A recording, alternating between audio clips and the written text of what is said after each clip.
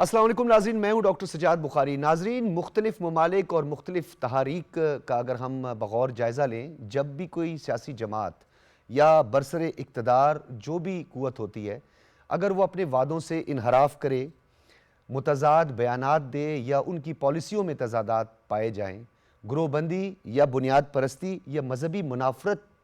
کی بنیاد پر اگر وہ سیاست کرے تو مختلف تحاریک جنم لیتی ہیں۔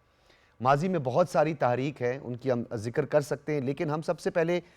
بات کریں گے نیپال جنتا اولن پارٹی کی۔ یہ جینزیز کی پارٹی تھی اور یہ وہ پارٹی تھی جس نے جو اس وقت کی جو قیادت ہے، ان کے جو جھوٹے وعدے ہیں، ان کی بنیاد پر یہ ایک تحریک کا آغاز کیا۔ پھر اس کے بعد کیا ہوا؟ پھر شریف عثمان ہادی کی جو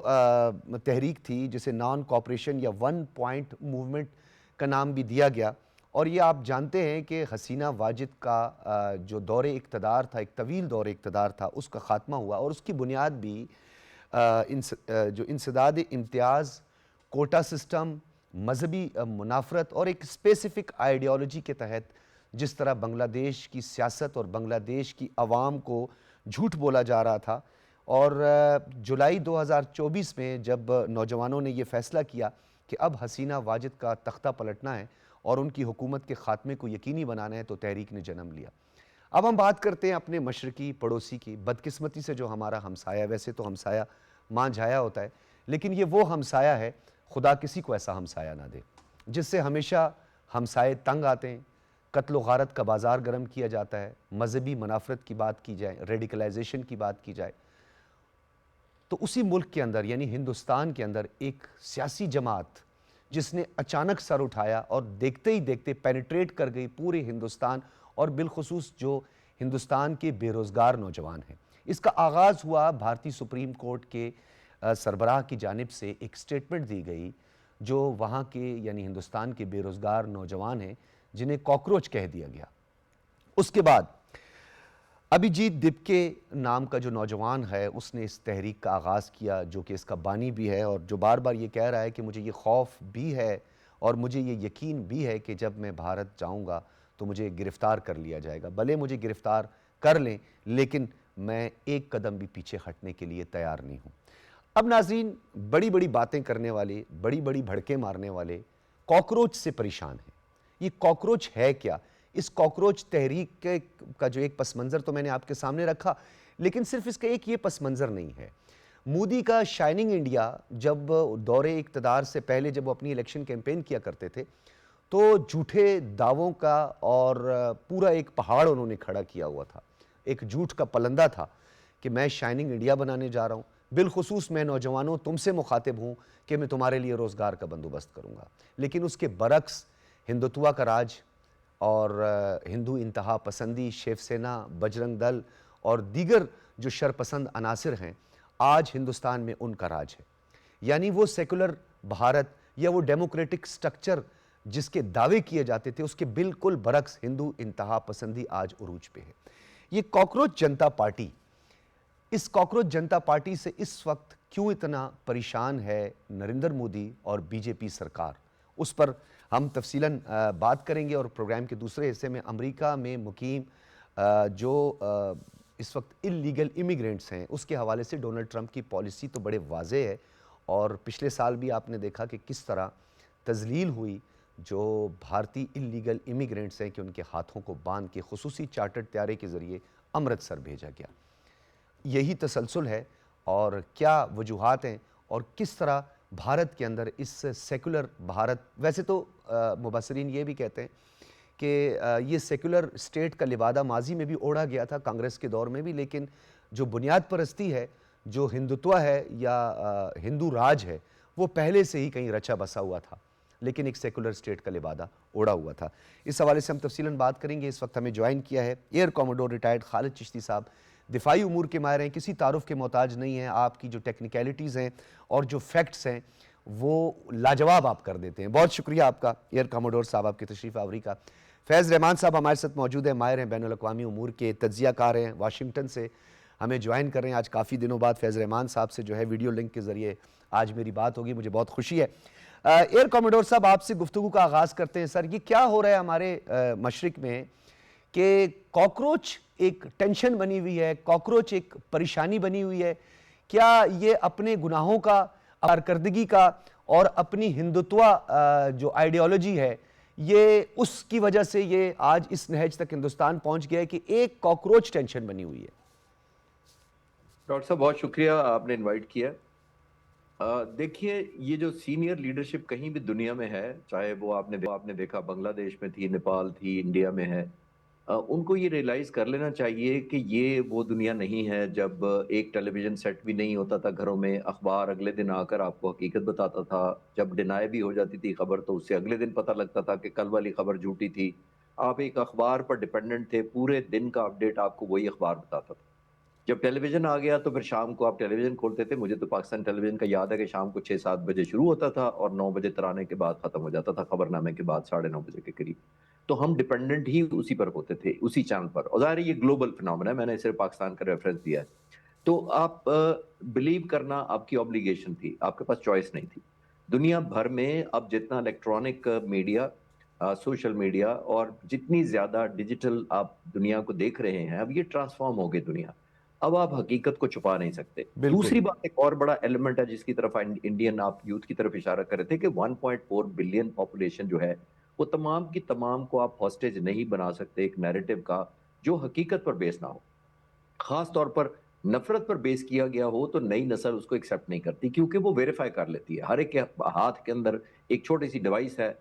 ملینز آف ویب سائٹ سے کنیکٹڈ ہے, یوٹیوب سے کنیکٹڈ ہے, مختلف چینل سے آپ ویریفائی کر لیتے ہیں. آج میں ایک جھوٹ بول دوں, آدھے گھنٹے بعد ساری دنیا کو پتا ہوگا کہ خالد چشتی نے غلط بیانی کی ہے. تو یہ وہ زمانہ نہیں ہے کہ آپ نے ایک نیریٹو بلڈ کیا, آپ نے ایک بیان دے دیا, حکومت نے انفورس کر دیا اور آپ کو لگا کہ یہی ہوگا. اب یہ جو نئی نسل, بنگلہ دیش میں کیسے تبدیلی آئی, انہوں بالکل. نے ریلائز کیا کہ 16 سال سے حسینہ واجد حکومت میں ہے. انہوں نے انڈین ایک الائنس کہہ لیں یا کنورجنس کہہ لیں یا اس سطح سمپتھی رکھی انڈین حکومت کی طرف کہ وہ آلموسٹ ان کی آئیڈینٹی کمپرومائز ہو گئی بنگلہ دیشی لوگوں کی. اور تب انہوں نے دیکھا کہ ہم ہاسٹیج کسی ایک ملک کا نہیں ہو سکتے. ہم سے انہوں نے آزادی اپنی وجوہات سے لے کی, لیکن اس کا مطلب یہ تو نہیں تھا کہ ایک اور ملک ان کو ہیجمونک ایک ڈیزائن کے اندر اپنا ٹریپ کر لے اور پھر اس کے ہاسٹیج بن جائے. تو یہی ہم دیکھ رہے ہیں کہ پوری دنیا میں اس وقت ایک نیو فاؤنڈ ریئلزم ہے, خاص طور پر یوتھ کے ذہنوں میں, کہ وہ ویریفائی کرتے ہیں, وہ ٹرسٹ پہ بلیو کرتے ہیں. اور دوسرا, جیسے میں نے عرض کیا پہلے, وہ جھوٹ اور بیس لیس پروپیگنڈے کو ایک لمٹ تک شاید سسٹین کر لیں, لیکن جو ہی وہ ویریفائی کرے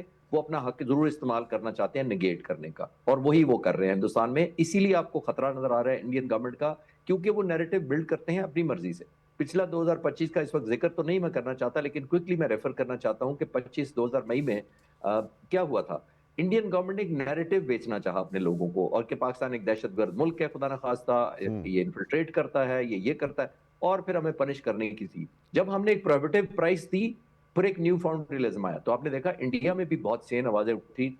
اور انڈین گورنمنٹ کو کہا گیا کہ آپ نے مس ایڈونچر کی ہے, ایک پولیٹیکل ایجنڈے کو ملٹری مین سے حاصل کرنے کی کوشش کی, کرٹیسزم ہو گیا. پوری دنیا دیکھے, انڈیا چھوڑ دے, پوری دنیا اب کہہ رہی ہے کہ ہندوستان نے سپورٹ نہیں کیا پہلگام کے حملے کو لاجک سے, ایویڈنس سے یا کسی ثبوت سے. تو یہ ایک نیو نارمل ہے جو نئی دنیا آ چکی ہے, اسی کی وجہ سے وہ خوفزدہ ہے. اچھا ایئر کاموڈور صاحب, آپ نے بڑا ایک اہم نقطہ اٹھایا, کیونکہ میں فیض رحمان صاحب کی طرف بھی آگے بڑھوں گا, لیکن اس سے قبل یہ بتائیے گا سر, جو جیسے کہ ماضی میں ایک پرفارمنس بیسڈ پالیٹکس کی بنیاد پر ہی ووٹ کے حصول کو یقینی بنایا جاتا تھا, فیکٹس, اسٹیٹسٹکس تھے کہ گورنمنٹس جو ہیں وہ کس طرح پرفارم کرتی ہیں, کسی بھی سیکٹر میں کام کرتی ہیں. لیکن پھر بعد میں ایک پاپولسٹ موو چلی, اور پوری دنیا میں یہ پاپولسٹ موو چلی, بورس جانسن, ایون کہ ڈونلڈ ٹرمپ, نریندر مودی, بہت ساری ایسی شخصیات ہیں جن کا ذکر, جو کہ سینٹیمنٹ بیسڈ پالیٹکس جس کو ہم نے کہا. تو آپ کو لگتا ہے کہ سر اس کا بھی زوال, کیونکہ اگر تو پاپولسٹ موو کی بنیاد ہو تو پھر یہ کاکروچ جنتا پارٹی جیسی پارٹیاں جو ہیں وہ جنم نہ لیں, تو کیا اب ہم یہ کہہ سکتے ہیں کہ سر پاپولسٹ موو جو ہے وہ بھی اس کا ڈاؤن فال شروع ہو رہا ہے, اور لوگ اب اسٹیٹسٹکس پر جو سینٹرلائزیشن ہوئی ہے گلوبلی؟ نہیں, اسٹیٹسٹکس پر ڈاکٹر صاحب کم ہوگی. آئی تھنک ان بٹوین میں کہوں گا, وہ اس کی وجہ یہ ہے کہ جہاں جہاں دنیا میں ہیو اینڈ ہیو ناٹ کا گیپ زیادہ ہوا ہے, جہاں جہاں سینس آف بلونگنگ کم ہوئی ہے لوگوں کی, بنگلہ دیش کی مثال آپ کے سامنے, انڈیا کی بھی مثال آپ کے سامنے, جہاں جہاں سینس آف بلونگنگ لوگوں کی کم ہوئی ہے کہ یہ جو حکمران ہے اس کا میرے سے کوئی تعلق نہیں, اس کو میری تکلیف کا احساس نہیں ہے, اس کو میری مہنگائی, میرے بچوں کا مستقبل, میری جاب اپرچونٹیز کا کوئی پاس نہیں ہے, تو وہاں وہاں یہ ہوئی ہے. چاہے اب اس کو پاپولس کہیں, پاپولس ہوتی کیوں ہے؟ پاپولس ہوتی ہی اس لیے ہے کہ وہ ایک کامن گراؤنڈ بن جاتی ہے. کاکروچ پارٹی میں ہے کیا بنیادی طور پر؟ وہ سمجھتے ہیں کہ جو ڈپریویشن ہے، جو لیک آف اپرچونٹیز ہیں، جو لالیسنس ہے، جو غلط بیانیاں بیچا جا رہا ہے، اس پہ وہ کنورج ہو رہے ہیں. تو آئی تھنک پاپولس بنتا ہی وہی ہے جس کے پیچھے کچھ نہ کچھ ٹروتفلنس ہوتی ہے. ہاں، آخری بات، پاپولس فیل اس وقت ہوتا ہے جب وہ توقعات پہ پورا نہ اترے، جب وہ ڈلیور نہ کر پائے ایز دی ایکسپیکٹیشنز آر، وہ پھر مس میچ ہو جائے تو پھر پاپولس نہیں رہتا. لیکن ٹھیک بہت ہے، سارے دنیا میں پاپولس لیڈر کامیاب بھی ہوئے ہیں. ٹھیک ہے ایئر کاموڈور صاحب، میں آپ کی طرف دوبارہ آتا ہوں. فیض رحمان صاحب، کیونکہ اس وقت آپ واشنگٹن میں موجود ہیں اور آپ کو یاد ہوگا کہ 2025 میں بھی انلیگل امیگرینٹس جو کہ انلیگل امیگرینٹس تھے، ان کے حوالے سے بڑی ایک واضح پالیسی، اور بدقسمتی سے ہیل ہول جہنم کے گڑھے کی ہم بات کریں تو وہ بھی ہندوستان کو کہا گیا. اور عجیب، میں تو حیران ہوں کہ اس کا ابھی تک کوئی جواب جو ہے سفارتی طور پر یا ان کے فارن آفس کی جانب سے، کہ آپ جہنم کے گڑھے جو کہ صرف بچے پیدا کرتے ہیں، یعنی یہ بھارت کو کہہ دیا گیا، اس کے باوجود بھی پیچھے سے ہاتھوں کو باندھ کے خصوصی چارٹرڈ طیارے کے ذریعے جو ہے وہ امرتسر لینڈ کروایا گیا. اور اب تو اعداد و شمار تو یہ کہہ رہے ہیں کہ 52 سے زیادہ ممالک میں 1,71,000 سے زائد جو بھارتی شہری ہیں ان کو ملک بدر کر دیا گیا ہے. سر یہ اوورآل کیا صورتحال ہے؟ سر یہ ایک تو امیگریشن پالیسی ہے ڈونلڈ ٹرمپ کی یا ڈونلڈ ٹرمپ ایڈمنسٹریشن کی، لیکن اوورآل یہ کہا جا رہا ہے کہ جو انلیگل امیگرینٹس ہیں، اگر تو وہ ڈرائیور ہیں تو ان کے پاس لائسنس نہیں ہے، یا ان کی دستاویزات جو ہیں وہ بہت زیادہ کنٹروورشلز ہیں، اور ان کو اسپیشلی پن پوائنٹ کیا گیا ان لوگوں کو. جی بہت بہت شکریہ ڈاکٹر بخاری صاحب، good to be back on your show. Thank you. کافی عرصے بعد ملاقات ہو رہی ہے، لیکن بہرحال تو دیکھیے، سلسلہ یہ ہے کہ اس وقت جو کہا یہ جا رہا ہے تقریباً مختلف فگرز ہیں، لیکن تقریباً 22 ملین یعنی 2 کروڑ سے زائد لوگ یہاں پر ایسے ہیں جن کے پاس باقاعدہ کاغذات نہیں ہیں، اور وہ جس طریقے سے یہاں پہنچتے ہیں. اب ظاہر ہے اتنی بڑی تعداد میں لوگ اگر آئے ہیں تو اس کی 2 وجوہات ہیں. ایک تو یہ کہ یہاں پر جو کم از کم جو نچلی سطح کی جو نوکریاں ہیں ان کے لیے مواقع موجود ہیں، اور جو ہم جہاں پر آڈ جابس کہتے ہیں، یا پھر ڈرائیونگ کے بہت سے جابس ہیں، ٹرک وغیرہ چلانا، ٹیکسیاں چلانا،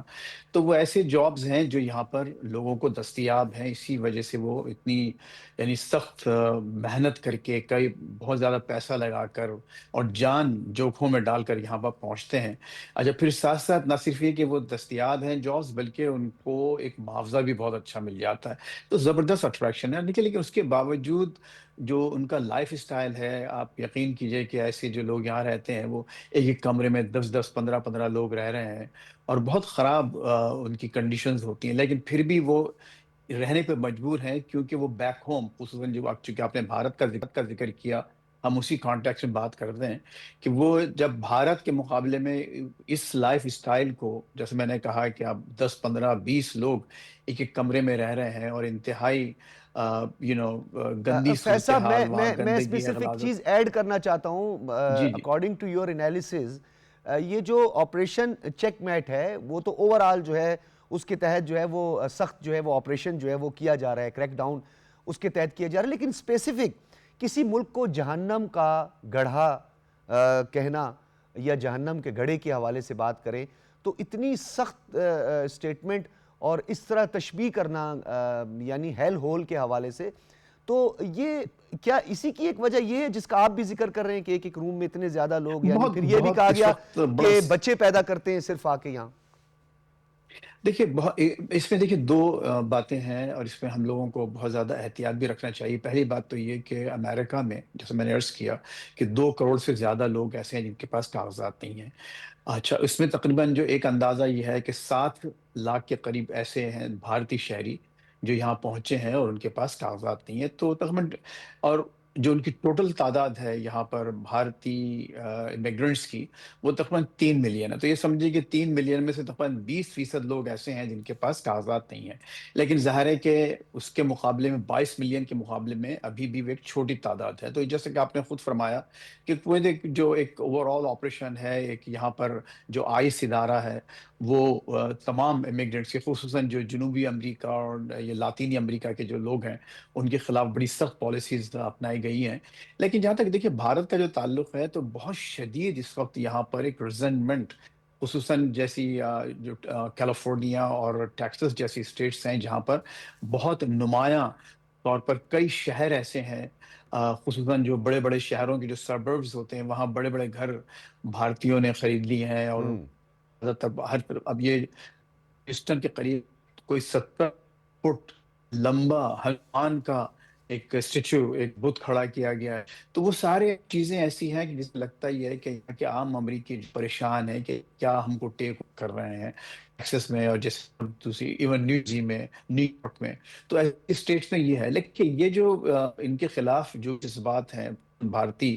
باشندوں کے خلاف چاہے وہ قانونی طور پر مقیم ہو یا غیر قانونی طور پر وہ ایک اوور آل جو اینٹی امیگریشن اور خود ہمارے بھی ایئر کموڈور صاحب جشی صاحب نے جو فرمایا کہ جو آپ نے بھی اس کا ذکر کیا پاپولسٹ موومنٹ یہ بھی ایک عجیب ستم ظریفی ہے کہ جتنا ایک نوجوان کو جتنی انفارمیشن اویلیبل ہے اس کے اپنے ہاتھ میں چھوٹی چھوٹی ڈیوائسز میں یعنی یہ سیل فون تو خیر اب دور کی بات ہے ایک چھوٹی سی ایپل واچ پر آپ بہت کچھ دیکھ اور سن سکتے ہیں. بالکل تو وہ اور زیادہ لوگوں کو ریڈیکلائز کر رہا ہے اور یہی وجہ ہے کہ آپ دیکھیے کہ ویسٹ میں خصوصاً یورپ میں زیادہ تر جو اینٹائی امیگرنٹس اینٹائی ریلیجن یا جو ہمارے جو لوگ ہیں وہاں مائنورٹیز ان کے خلاف کس قسم کی جو خرافات بکی جا رہی ہیں تو وہ بھی ایک ریڈیکلائزیشن جو ہو رہی ہے ان شہروں کی ان ملکوں کی اس کی وجہ بھی یہی ہے کہ سوشل میڈیا اتنا زیادہ اویلیبل ہے کہ جی آپ کو بہت سی جھوٹی اور سچی باتیں یہاں پر اویلیبل ہوتی ہیں. دیکھیے اس میں کوئی شک نہیں ہے کہ جو بھارت کے جو معاملات ہیں وہ ایسے نہیں ہیں اور یہاں پر کھل کر اس لیے تنقید کی جاتی ہے کہ کہا ہی جاتا ہے کہ یہاں پر جو بہت کامیاب ترین جو بھارتی باشندے ہیں دیکھیے گوگل سے لے کے مائکروسافٹ جو تمام بڑی ہائی ٹیک کمپنیز ہیں ان کی سی او سے لے کے مڈ ٹیئر لوور ٹیئر ہر جگہ بھارتی باشندوں کا ایک طرح سے ہولڈ ہے. قبضہ تو نہیں کہوں گا لیکن بہت زیادہ بڑی تعداد میں وہاں موجود ہے لیکن اس کے باوجود بھارت کا حال جو ہے وہ برا ہے. تو نتیجہ یہی ہے جو نکالا جاتا ہے اسے تجزیہ یہی کیا جاتا ہے کہ بھارت میں آپ نے حالات ایسے کر رکھے ہیں. اچھا اس میں کوئی خاص مذہب کی تخصیص نہیں ہے آپ یہاں پر دیکھیے بہت سے دوسرے جو بالکل صحیح کہہ مذاہب کے رہے ہیں. لوگ ہیں بھارت سے میں وہ بھی فیض یہاں صاحب آتے ہیں. دوبارہ کیونکہ جی آپ نے بڑا ایک امپورٹنٹ نقطہ اٹھایا مذہب کے حوالے سے اور پھر یہ جو شائننگ انڈیا تھا آپ کی طرف آؤں گا میں ایئر کموڈور صاحب شائننگ انڈیا کہاں گیا؟ اگر تو یہ شائننگ انڈیا ہوتا پھولتا انڈیا ہوتا جہاں پہ لوگوں کو روزگار میسر ہوتا جاب اپرچونٹیز ہوتی تو پھر یہ ٹائمز آف انڈیا نہ کہتا کہ کئی لوگوں کے پاس تو ڈرائیونگ لائسنس ہی نہیں ہے لوگ اکتا گئے ہیں لوگ یہاں سے جانا چاہتے ہیں. یہ پاکستان کی کسی میڈیا نے نہیں کہا. ایک طرف تو وہاں پہ میڈیا پہ پابندی قدغن یہ ہے کہ پاکستان کا کوئی ٹی وی چینل نہیں دکھایا جا رہا یوٹیوب پر پابندی لگا دی گئی ہے مختلف ایپس بند کی گئی ہیں. تو یہ کاکروچ جو ہے ان سے نہیں سنبھل پا رہا سر کاکروچ جنتا پارٹی. جی دیکھیے بنیادی طور پر جیسے میں نے پچھلے سوال کے جواب میں عرض کیا تھا کہ فرق وہی ہے ایک سینس آف بلانگنگ بہت زیادہ ہے ایک کسی بھی سٹیزن کے لیے یا کوئی بھی شہری دنیا کا کسی ملک سے جس کا اس کو تعلق ہو اس کو یہ ضروری ہوتا ہے کہ وہ اس کو آنر کیا جائے as a citizen irrespective of caste and کریڈ.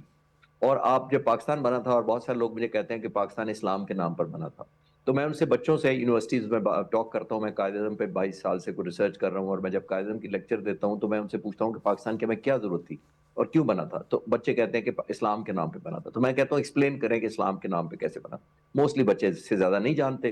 تو میں ان سے کہتا تھا کہ جو اسلام کی وجہ سے یا مسلمان ہونا کی وجہ سے مسلمانوں کو ایک سینس آف ڈیپریویشن تھی یعنی بالکل حقوق نہیں ملتے تھے امتیازی سلوک تھا مسلمان بالکل. ہونے کی امتیازی سلوک کی وجہ سے بنا تھا. ایسا نہیں تھا کہ ہم کو نمازوں کی بات کرتے تھے اور مخالفت ہوتی تھی وہ اپنی جگہ ہو سکتا ہے لیکن سب سے زیادہ اکنامک ایلیمنٹ بہت پریڈومیننٹ تھا کہ مسلمانوں کو مسلمان ہونے کی وجہ سے اپرچونٹیز نہیں ملتی تھی ڈسکریمنیٹ کیا جاتا تھا جس کی وجہ سے علیحدہ ہوا. تو سر یہ بات تو ایئر کاموڈور صاحب آپ کی جو بات ہے اس کی تو تصدیق یا توسیع ایسے بھی ہوتی ہے کہ سٹیزن امینڈمنٹ ایکٹ کی بات کر لیں یا آرٹیکل 370-35A کی بات کر رہے ہیں یا یہ وقف بل جو منظور کروایا گیا مسلمانوں کی املاک کو اونے پونے بیچ دینا اس پہ قبضہ کر لینا پھر یہ جو ابھی ریسنٹلی جو گاؤں رکشک کے نام پہ سب کچھ ہو رہا ہے تو یہ جو ٹو نیشن تھیوری تھی دو قومی نظریہ تھا جس کی آپ بھی بات کر رہے ہیں کہ امتیازی سلوک تھا تو یہ تو خود انڈورس کر رہی ہے یہ ریاست پاکستان کی اس موقف کو اور قائد اعظم محمد علی جناح کے ٹو نیشن تھیوری کو. سر قائد اعظم محمد علی جناح کا میں ایک کوٹیشن بتاؤں گا پورے 80 سال ہو گئے اس وقت انہوں نے فرمایا تھا 1946 کی بات کر رہا ہوں اس وقت کچھ مسلمان مخالفت کر رہے تھے پاکستان بنانے کی ہندوؤں کے ساتھ مل گئے یعنی مخالف تو قائد اعظم نے اتنی خوبصورت بات کی تھی آپ ذرا کہیے کہ ویژن کس کو کہتے ہیں ویژنری لیڈر کس کو کہتے ہیں. انہوں نے کہا تھا جو مسلمان اس وقت پاکستان بنانے کی مخالفت کر رہے ہیں ان کی آنے والی نسلیں ہندوستان سے اپنی لائلٹی ثابت کرنے میں گزاریں گی. بالکل, آپ اور نے آج ویژوائز ایسا ہی ہو رہا ہے, بالکل ایسا ہی نہیں ہو ہو رہا رہا. ہے. یہ ویژن ہوتی ہے لیڈر کی. 80 سال پہلے انہوں نے کہا کہ مسلمان ہندوستان کے ساتھ اپنی لائلٹی ثابت کرنے میں گزاریں گے, تو آج نہیں ہو رہا. اس کا مطلب یہ ہے کہ وہاں جو لوگ ہیں, آپ دیکھ لیں ایون سپر سٹار فلموں کے بھی جو ہیں, ان کو ثابت کرنا پڑتا ہے کہ ہم ہندوستانی پہلے ہیں, مسلمان یا کوئی اور بعد میں ہے, جسٹ بیکاز ٹرسٹ نہیں کیا جاتا. تو ہندوستان نہیں, دنیا میں کوئی بھی ملک ہوتا ہے اس کو اسٹیٹ اونرشپ دیتی ہے. قائد اعظم محمد علی جناح نے پہلی کانسٹیٹیوشن اسمبلی میں ہی کہا تھا, آج وہ ٹاپک نہیں ہے لیکن میں کیونکہ ریفر کر رہا ہوں ہسٹری سے, کہ ہم نے آزادی, قائد اعظم نے سب کو اجازت دی تھی کہ آپ اپنے ٹیمپل میں جائیں, اپنے گرجا گھروں میں جائیں یا مسجدوں میں جائیں, آپ آزاد ہیں. تو یہ آزادی ایک جیسے ایک مدر اینڈ فادر, ایک آپ کی اسٹیٹ ہوتی ہے جو آپ کے ریلیجن کو, آپ کی جاب اپرچونٹیز کو, آپ کے بلیفز کی وجہ سے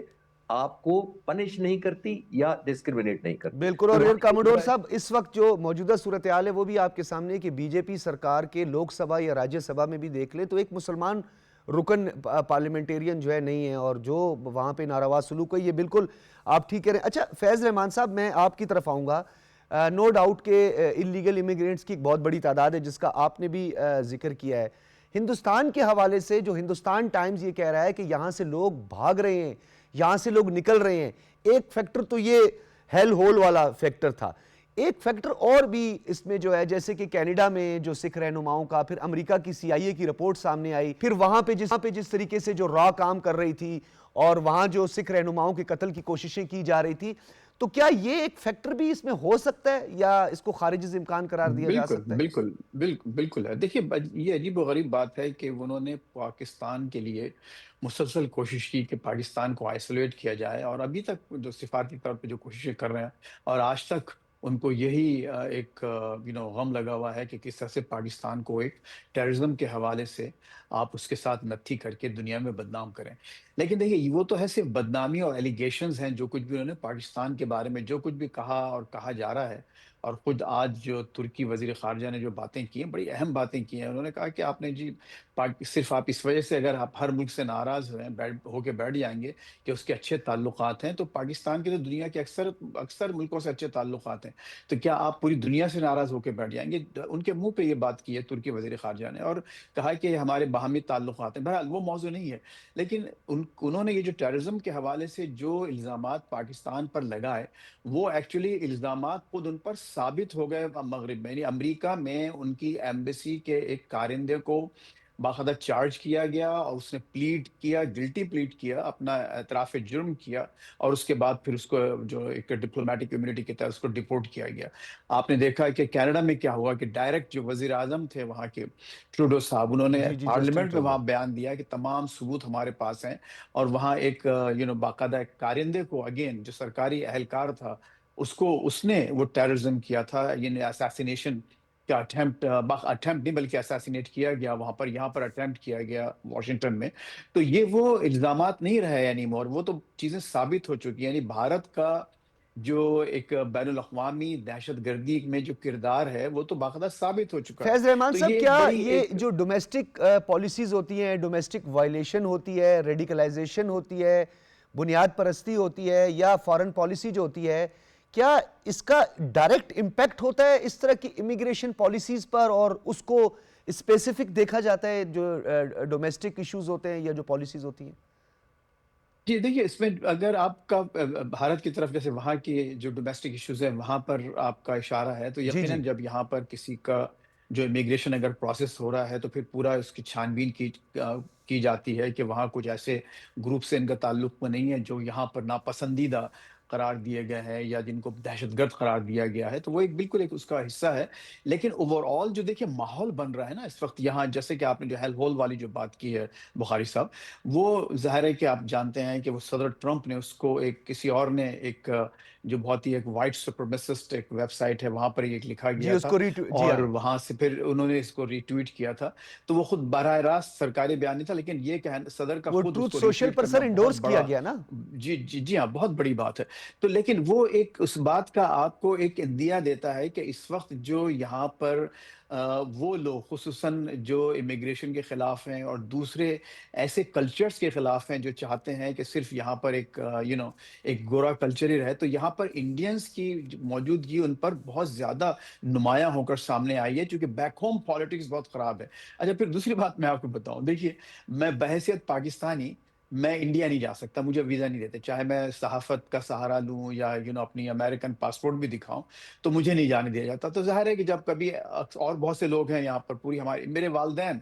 ان کو بھی وہاں جانے کی اجازت نہیں ہے، تو پھر کبھی کوئی چیز ہم کو دیکھنا ہو تو ہم یوٹیوب پہ جا کے دیکھتے ہیں کہ بھئی وہاں پر کیا حال ہو رہا ہے وہاں کے شہروں کا۔ تو آپ یہ دیکھیے کہ ملینز اینڈ ملینز آف لوگ، جو بالی ووڈ کی موویز نے جو ایک تاثر پھیلایا تھا کہ اتنا شاندار ایک ملک ہے، آج جب وہ ملینز نہیں بلکہ بلین ویوز جو ہے یوٹیوب پہ لوگ ان شہروں کو ملے ہیں، وہاں لوگوں نے گندگی دیکھی ہے، وہاں کا جو لائف اسٹائل دیکھتے ہیں، وہاں کی غربت دیکھتے ہیں، وہاں کا جو ان کا سماجی ڈھانچہ ہے، جو وہاں جو مذہبی خصوصاً مسلمانوں کے ساتھ جو ان کے جو برتاؤ ہے، وہ پوری دنیا دیکھ رہی ہے، جس کا کہ ابھی آپ نے پہلے اس میں جو حصے میں ذکر بھی کیا کہ اب سوشل میڈیا سب کے پاس ہے۔ تو اب یہاں پر جو تاثر ہے، ابھی میں مجھے نہیں معلوم تھا کہ ہمارا یہ موضوع ہوگا آج کا، لیکن اس کے باوجود میں آج صبح کچھ ویڈیوز دیکھ رہا تھا ہمارے سوشل میڈیا پر، امریکن جو اسپیکرز ہیں، ایک امریکہ کی سابق سفیر ہیں انڈیا میں، بھارت میں، وہ یہاں پر آئی ہوئی ہیں، اور انہوں نے جناب آ کر ایسی باتیں وہ کر رہی ہیں، کہہ رہے ہیں کہ جو انڈینز یہاں آ رہے ہیں ان کی ویلیوز اور ہماری ویلیوز مطابقت نہیں رکھتی۔ اب میں اور آپ اس کو مانیں، ناپسند کریں، اس سے ایگری کریں نہ کریں، بہرحال یہ ایک تاثر بہت عام ہو رہا ہے۔ لیکن دیکھیے یہ تاثر جو ہے صرف بھارتی باشندوں کے لیے خطرناک نہیں ہے، مغرب میں جو لوگ یہاں پر بسے ہوئے ہیں آ کے، وہ ہم جیسے لوگوں کے لیے بھی، کیونکہ پھر بالآخر جو ہے نزلہ وہ تمام مائنورٹیز پر تمام مائنورٹیز گرتا پر ہے۔ اٹھے جاتے ہیں۔ جب فیض تو یہ رحمان بھی صاحب، ایک نہ میں صرف جی کیونکہ آپ نے ایبسلیوٹلی جو بات کی ہے اس کو میں کنکلوژن کی طرف لے کے جاتا ہوں، اور کنکلوڈ ایئر کاموڈور صاحب آپ سے چاہوں گا، ایک تو جو ڈومیسٹک پالیسیز ہیں یا جو بی جے پی کی اپنی آئیڈیالوجی ہے، خیر بی جے پی کی تو آئیڈیالوجی نہیں، یہ تو آر ایس ایس کی ہندوتوا کی آئیڈیالوجی ہے، جس میں بلی چڑھانا، خون بہانا اور مسلمانوں کو ٹارگٹ کرنا، جس میں اسلاموفوبیا جیسا فیکٹر بھی شامل ہے۔ لیکن یہ بتائیے سر، یہ کاکروچ پارٹی پہ یہ الزام لگایا گیا ہے، اور یہ خود جو ہے اعتراف بھی کیا ہے ابھیجیت ڈپکے نے، کہ بلکہ انڈین میڈیا پہ جب میں بھی جاتا ہوں تو کہتے ہیں جی آپ لوگوں نے کاکروچ پارٹی بنا دی ہے، ناک پہ مکھی بیٹھی پاکستان نے بھیج دی، کوئی غبارہ چلا گیا پاکستان کا مخبر ہے، کوئی کبوتر چلا گیا غلطی سے کشمیری کا تو وہ پاکستان کا تو سر یہ پاکستان فوبیا جو ہے یہ مزید کتنی دلدل میں دھکیلے گا بی جے پی کو اور یہ جو ہندوتوا سرکار ہے؟ ڈاکٹر صاحب بالکل، یہ میں مختلف چینلز پر آپ کے ساتھ تو میں پہلی دفعہ حاضر ہوا ہوں، لیکن مختلف چینلز پر میں اکثر بات کرتا ہوں کہ دنیا میں ایسا نہیں ہوتا کہ آپ ایک دوسرے ملک کو ملائن کر کے الیکشن جیتنے کی کوشش کریں۔ پاکستان کہیں زیادہ چھوٹا ہے ہندوستان سے، ہماری پاپولیشن کہیں کم ہے، ہماری اکانومی کہیں کمزور ہے ایز کمپیئر ٹو انڈیا، لیکن آپ دیکھیے یہاں جب بھی الیکشن ہوگا، یہاں پہ اپنے ہمارے مسائل ہو سکتے ہیں، اپنی پولرائزیشنز کی وجہ ہو سکتی ہے، لیکن یہاں پہ کوئی پولیٹیشین آپ کو انڈیا کا نام لے کے نہیں ڈرائے گا کہ مجھے ووٹ دو ورنہ ہندوستان آ جائے گا، مجھے ووٹ دو کیونکہ میں اچھا ڈیفینڈ کروں گا اور دوسرا اچھا نہیں ڈیفینڈ کرے گا، ہمارے ڈیفرنسز اپنے جائے۔ لیکن ہندوستان میں خاص طور پر بی جے پی نے جب سے یہ حکومت میں آئی ہے پچھلے 10 سالوں میں، تو انہوں نے اپنی انسیکیورٹی یا اپنی گورننس کو کہہ لیں، وہ تو ہندوستان کے ووٹرز بہتر جانتے ہیں، لیکن ایک ووٹ کے اندر یہ ہیٹ ایلیمنٹ اور ایک فیئر ایلیمنٹ یہ ایڈ کر دیا ہے، جس کے اندر یہ کہا جا رہا ہے کہ ہم نے سبق سکھانا ہے، دہشت گردی کو یوں کر دیں گے، پانی اور خون اکٹھا نہیں بہیں گے، یعنی لوگوں کے ذہنوں میں آپ ایک نفرت کریٹ کر کے، ایک انسیکیورٹی کریٹ کر کے ووٹ لینا چاہتے ہیں اور پولیٹیکل سروائیول چاہتے ہیں۔ میں اپنی ڈاکومنٹریز بھی بناتا ہوں، تو میں نے ایک 5 منٹ کی ویڈیو بنائی آفٹر انڈین آرمی چیف نے جو ایک مانک شاہ آڈیٹوریم کے اندر ایک بچیوں سے خطاب کرتے ہوئے کہا، جس میں انہوں نے کہا تھا کہ پاکستان نے فیصلہ کرنا ہے کہ وہ نقشے پہ رہنا چاہتا ہے یا تاریخ کا حصہ بنا۔ تو آپ امیجن کریں، Indian army chief almost 1.4 million لوگوں کا کمانڈر ہے، اور سب سے بڑی آلموسٹ دنیا میں، آلموسٹ ٹاپ کی 2-3 آرمیز میں ان کا نمبر ہے۔ آپ سامنے والے بیٹھے والی امپریشنیبل ایج کی بچیوں کو ایک شارٹ ٹرم کلیپنگ کے لیے یا پورا دن یا 1 دن یا 2 دن ہیڈ لائنز یا ٹکر چلانے کے لیے کیا میسج دے رہے ہیں؟ آپ لاکھوں لوگوں کو، صرف آڈیٹوریم میں نہیں جو چند سو بیٹھے ہوئے ہیں، آپ پوری دنیا میں اور خاص طور پہ اپنی انڈین پاپولیشن کو بالکل کیا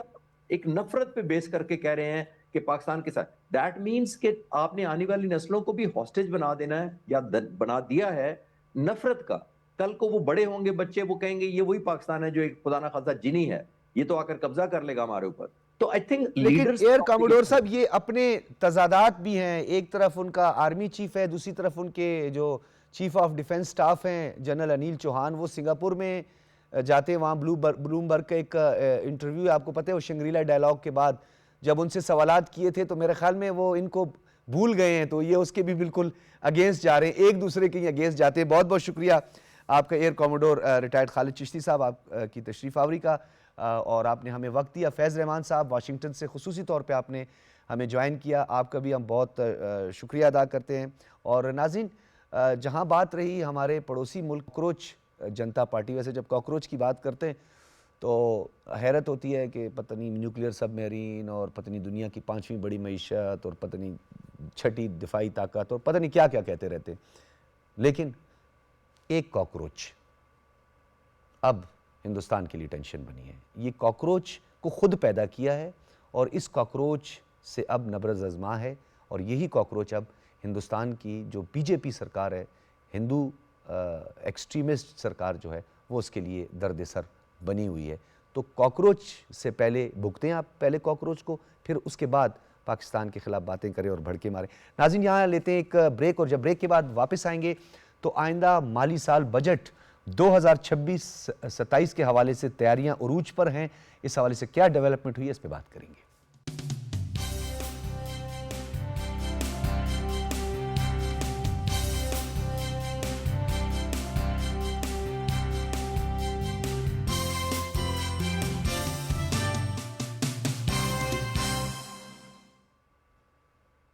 ویلکم بیک ناظرین, بات کر رہے ہیں وفاقی بجٹ 2026-27 کی, اور یہ آئندہ مالی سال کا بجٹ ہے, اور اس بجٹ کے حوالے سے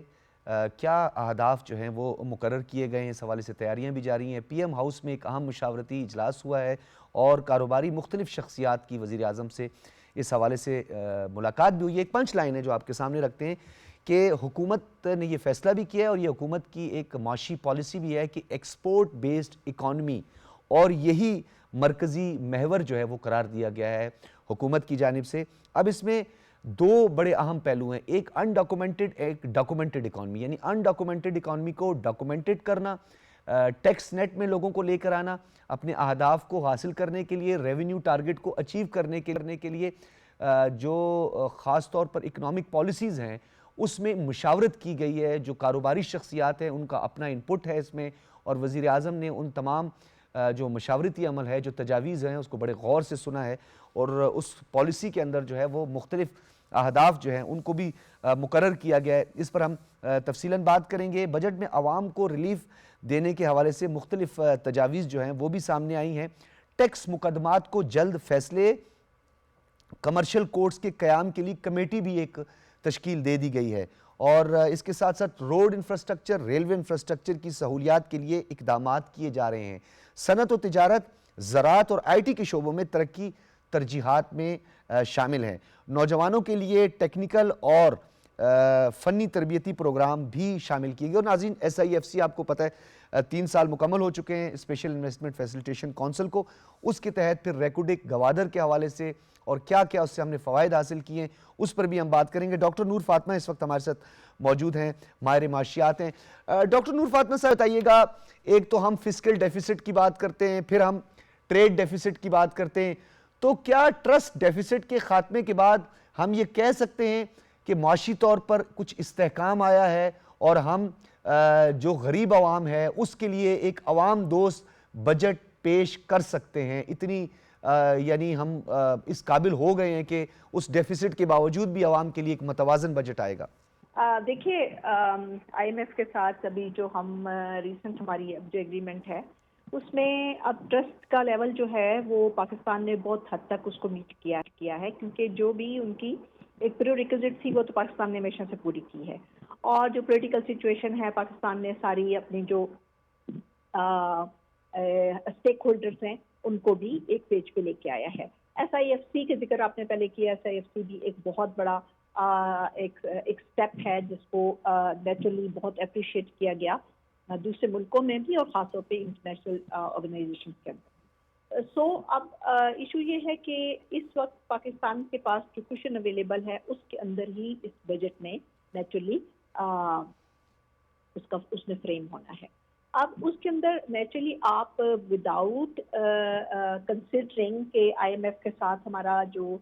एक डील होता है, उसके बाद IMF की जाहिर है कि हमारे पास एक स्टेबलाइजेशन प्रोग्राम है और उसके बाद उन्होंने कुछ आपको ज़रा आपसे कुछ जैसे हमारे टारगेट्स हैं इन्फ्लेशन के हैं उसको आपने मेंटेन करना है सिंगल डिजिट। उसके बाद जो हमारा GDP ग्रोथ है वो 4.5 तक हमारी इस दफ़ा प्रोजेक्शन है। और टैक्सेस का एक बहुत बड़ा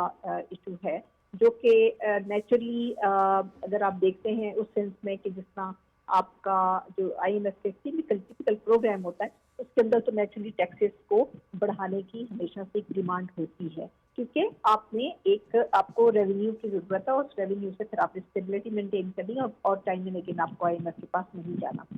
लेकिन at the same time given the government की जो अपनी एक ज़ाहिर है कि पॉलिटिकल गवर्नमेंट की अपनी भी एक कंपल्शन होती है कि वो एक हद से ज़्यादा giving situation of ground realities of Pakistan उससे ज़्यादा नहीं चाहते। सो इस वक्त जो क्रिटिकल सिचुएशन है वो ये है कि ये जो आपकी रिटेल टैक्स है इसको बढ़ाना है या उसको किस हद तक मेंटेन करना है। आपने देखा है कि गवर्नमेंट इसके ऊपर बहुत कोशिश कर रही है कि IMF के साथ इसके ऊपर बात करे। एनर्जी के प्राइसेस को गवर्नमेंट कोशिश कर रही है कि वो एक टारगेटेड सब्सिडीज के साथ जो है बजट को आगे लेके चले। डॉक्यूमेंटेशन जो है वो जाहिर है कि बहुत अरसे की डिमांड है और वो डॉक्यूमेंटेशन एक बहुत बड़ा जो है वो इशू है इकोनॉमी के अंदर, बजट के अंदर, हर बजट के अंदर हम डिस्कस करते हैं। लेकिन डॉक्टर साहब ये जो आपने बात की है, एक तो हम उसकी ओवरऑल रेवेन्यू टारगेट को ना हासिल करना या उसको पूरा अचीव नहीं कर पाते, उसमें एक बहुत बड़ी वजह जो है ये अनडॉक्यूमेंटेड इकॉनमी भी इसकी एक बहुत बड़ी वजह है। फिर कहीं हमारा रेवेन्यू स्टक भी हो जाता है, बहुत सारे इसमें फैक्टर शामिल हैं। लेकिन ये बताइएगा, ये स्ट्रक्चरल रिफॉर्म्स की बात हमेशा गवर्नमेंट करती रही है, कितनी स्ट्रक्चरल रिफॉर्म्स लाई गई हैं? फिर ये जो डेवलपमेंट और नॉन डेवलपमेंट बजट है, ये तवाज़ुन जो है ये भी बजट डेफिसिट में बड़ा ये एक अहम इसका रोल होता है, इस हवाले से बात कीजिए। डेफिनेटली इसलिए रोल होता है कि देखिए अगर आप डेवलपमेंट बजट नहीं रखेंगे तो आपकी अब जो इंडस्ट्रीज को ग्रो करना है, जो स्टेट है उसकी जिम्मेदारी फैसिलिटेशन है। आपकी इन्वेस्टमेंट जो बाहर से आएगी वो आपकी जो हेल्थ है इस वक्त इकोनॉमिक हेल्थ है उसको देखकर इन्वेस्टमेंट आती है। और इकोनॉमिक हेल्थ आपकी चाहे वो इंफ्रास्ट्रक्चर है, चाहे रोड बिल्डिंग है, चाहे इलेक्ट्रिसिटी है, एनर्जी का यूज़ है, वो सब का सब स्टेट में करना होता है। इन्वेस्टर तो बाहर से आता है और उसने आके अपना बिजनेस करना और चले जाना है। इशू ये है कि जब आप जो डेवलपमेंटल बजट को कट करते हैं तो वहाँ आपकी ये सारा इंफ्रास्ट्रक्चर डेवलपमेंट खासतौर पे बहुत इमीडिएटली इफेक्ट होता है। और इस वक्त हमें सख्त ज़रूरत है कि हम अपनी प्रोडक्टिविटी बढ़ाएं क्योंकि गवर्नमेंट का फोकस अगेन ये है कि आप एक्सपोर्ट लेड ग्रोथ करें। अच्छा डॉक्टर साहब, स्पेशल इन्वेस्टमेंट फैसिलिटेशन काउंसिल के क़याम के बाद वन विंडो ऑपरेशन, फिर बैरूनी सरमायाकारी जो फॉरेन डायरेक्ट इन्वेस्टमेंट के हवाले से जो है ये इनिशिएटिव लिया गया था, उस पर बहुत काम भी हुआ। सेंधक रेकोडिक है, फिर कोई नमक के हवाले से बड़ी अच्छी चाइना के साथ इश्तराक के साथ बड़ा अच्छा प्रोजेक्ट था, उस पर भी काम हुआ। तो ये जो ओवरऑल हम बात करते हैं कॉस्ट ऑफ डूइंग बिजनेस की, क्योंकि ईज़ ऑफ डूइंग बिजनेस के लिए तो हमें SIFC एक बहुत अच्छा हमें फैसिलिटेट किया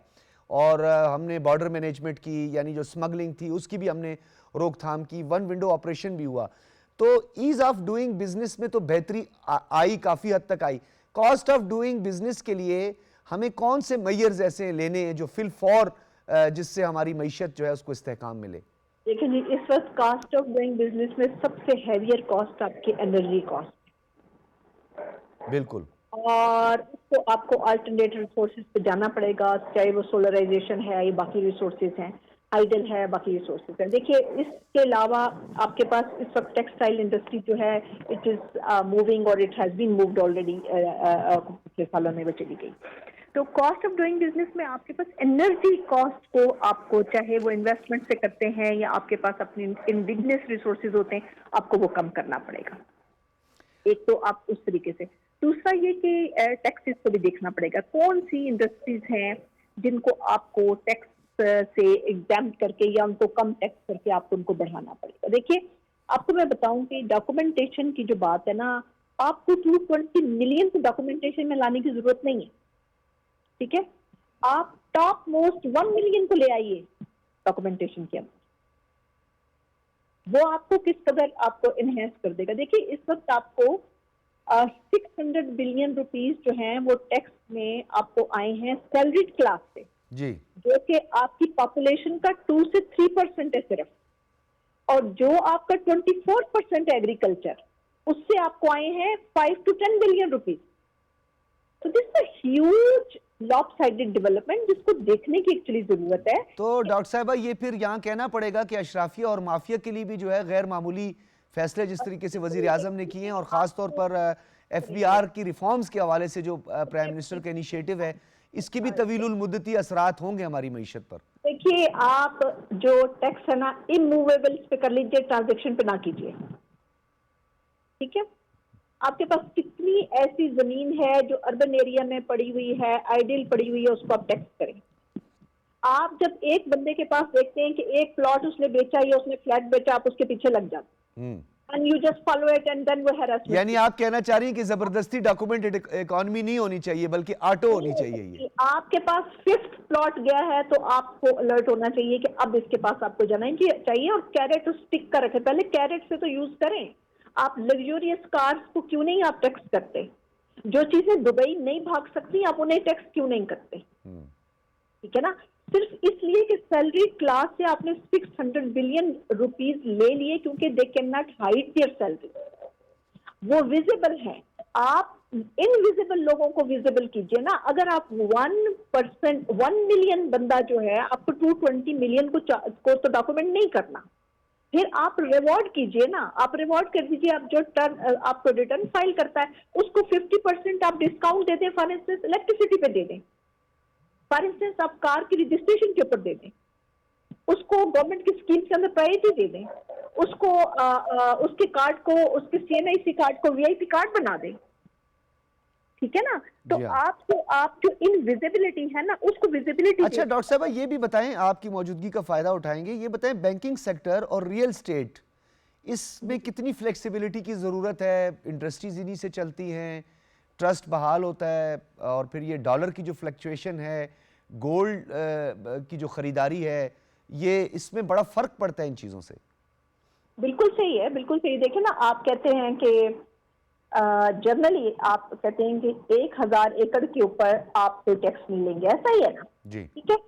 اچھا, لیکن اگر وہ 1000 ٹیکس کا آپ کے پاس ڈاکٹرز ہیں, انجینئرز ہیں, یا کوئی اس طرح کے لوگ ہیں جو اس 1000 کے ایکڑ کی والیوم کی چیزیں لیتے ہیں, آپ ان سے 35% ٹیکس لے لیتے ہیں. کیا ایسا ہے ڈاکٹر صاحبہ کہ ٹیکس کو کم کر کے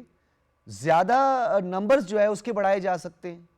میں نے تو آپ سے یہ نمبر بھی بڑھائے جا سکتے ہیں, اور آپ دیکھیے کہ آپ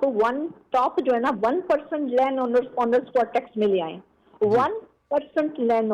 اونرز, 1% پراپرٹی ڈیلرز لے لیں, 1% امپورٹرز لے لیں, ٹھیک ہے, جن کو فائل کرنا چاہیے. آپ کا 60%, آئی ٹیل یو میری اسیسمنٹ یہ ہے کہ آپ کا 60% جو ٹیکس گیپ ہے نا وہ نیرو ہو جائے گا. بالکل, بہت شکریہ آپ کا ڈاکٹر نور فاطمہ. ناظرین ہمارے ساتھ موجود تھے جو وفاقی بجٹ 2027 کے حوالے سے مختلف تجاویز جو دی گئی ہیں. وزیر اعظم ہاؤس میں بڑا ایک اہم مشاورتی اجلاس ہوا ہے, اور جو کاروباری طبقہ ہے ان کی تجاویز پر جو ہے وزیر اعظم نے کہا ہے کہ آپ کی تجاویز انتہائی اہم ہیں, اور اسی تجاویز کے مطابق جو ہے وہ ایک بجٹ پیش کیا جائے گا. بہت سارے سجیشنز جو ہیں وہ سامنے آئے. ڈاکٹر نور فاطمہ نے بھی جس طرح کہا کہ ہمیں تھوڑی سی اسٹرکچرل ریفارمز کی طرف توجہ دینے, اپنے ریونیو ٹارگٹ کو بڑھانا ہے. جو لوگ ٹیکس نیٹ میں نہیں آ رہے ان کو ٹیکس نیٹ میں لانے کی ضرورت ہے, یعنی ڈاکومنٹڈ اکانومی کی ضرورت ہے. لیکن ناظرین SIFC یعنی اسپیشل انویسٹمنٹ فیسیلیٹیشن کونسل, اس کے قیام کے بعد ہم نے یہ دیکھا کہ کافی حد تک ایک ٹرسٹ ڈیولپ ہوا. جو کاروباری طبقہ ہے, فارن ڈائریکٹ انویسٹمنٹ کے حوالے سے بھی ہم بات کرتے ہیں تو معدنی شعبے کے لیے قومی فنڈ ایک جیسے قوانین اور جدید لائسنسنگ نظام متعارف کروایا گیا. ریکوڈیک, سیندک اور دیگر منصوبوں میں بہتری سے معدنی ترقی کے نئے دور کا آغاز بھی ہوا. پاک سالٹ اور چینی کمپنی کے درمیان نمک کی صنعت میں اہم شراکت داری قائم ہوئی. یہ SIFC کے حوالے سے ہم آپ کو ناظرین بتا رہے ہیں یہ کتنا اہم انیشیٹو بھی ہے. آزاد کشمیر میں تقریباً 2 سال بعد مائننگ لائسنس بحال کر دیا گیا، جس سے سرمایہ کاری کے نئے مواقع پیدا ہوئے۔ پاکستان کی معدنی برآمدات میں نمایاں اضافہ ہوا اور چین کو تانبا اور اس کے علاوہ زنک، کرومائٹ اور ایلومینیم کی برآمدات ریکارڈ سطح تک جا پہنچی۔ یعنی ایس آئی ایف سی کتنا اہم ہے۔ اور ناظرین، اسٹرکچرل ریفارمز کی جہاں تک بات کی جائے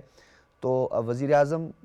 محمد شہباز شریف پہلے دن سے ہی structural reforms, F B R کی ریفارمز، بلکہ انہوں نے متعدد دورے کیے ایف بی آر کے، اور جو فیڈرل بورڈ آف ریونیو کی پرفارمنس ہے اس کو مانیٹر کرتے رہے وزیر اعظم۔ اور ایسے حالات میں جہاں پہ ایک مڈل ایسٹ کرائسس بھی ہے، فیول کرائسس چل رہا ہے، پھر انرجی کی جو پرائسز ہیں وہ بھی اس میں بڑا اس کا عمل دخل ہے، لیکن امید یہ کی جا رہی ہے کہ بجٹ 2026-27 کافی حد تک عوام کو ریلیف